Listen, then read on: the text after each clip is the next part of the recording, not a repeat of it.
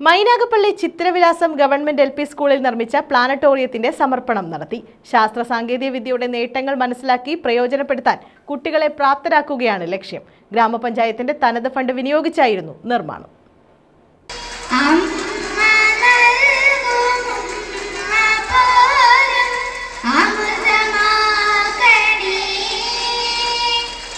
Mynagappally ചിത്തിരവിലാസം government LP സ്കൂളിലാണ് planetarium തുറന്നത്.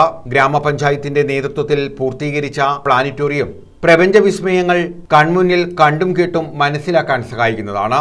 50 വിദ്യാർത്ഥികൾക്ക് ഒരേ സമയം ഇരിക്കാൻ കഴിയുന്ന ശീതീകരിച്ച മുറിയാണ് ഇതിനായി നിർമ്മിച്ചത്. പഞ്ചായത്തിന്റെ തനത് ഫണ്ടിൽ നിന്നും 30 ലക്ഷത്തിലധികം രൂപ വിനിയോഗിച്ച് 700 സ്ക്വയർ ഫീറ്റ് കെട്ടിടത്തിലാണ് പ്ലാനറ്റേറിയം സജ്ജീകരിച്ചത്.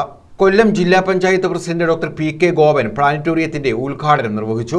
2100 ആകുമ്പോൾ ആ ജനസംഖ്യ 1500 കോടിയാകും. 2150 ആകുമ്പോൾ അത് 2500 കോടിയാകും. മനുഷ്യർക്ക് ഭൂമിയിൽ തട്ടി ജീവിക്കാൻ വയ്യാത്തത്ര ജനസംഖ്യ വർദ്ധിക്കും. അപ്പൊ നമുക്ക് എങ്ങോട്ടാ പോകാൻ പറ്റുക?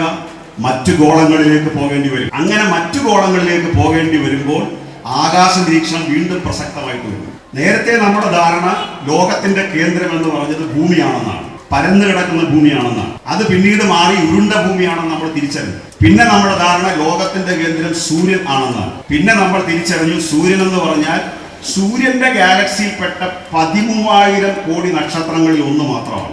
സൂര്യനും ഭൂമിയും തമ്മിലുള്ള അകലം 15 കോടി കിലോമീറ്ററാണ്. ത്രിതല പഞ്ചായത്ത് അംഗങ്ങൾ, സ്കൂൾ അധികൃതർ തുടങ്ങിയവർ ചടങ്ങിൽ പങ്കെടുത്തു. ഇതോടനുബന്ധിച്ച് ജ്യോതിശാസ്ത്ര ക്വിസ് ഉൾപ്പെടെയുള്ള പരിപാടികൾ സംഘടിപ്പിച്ചു.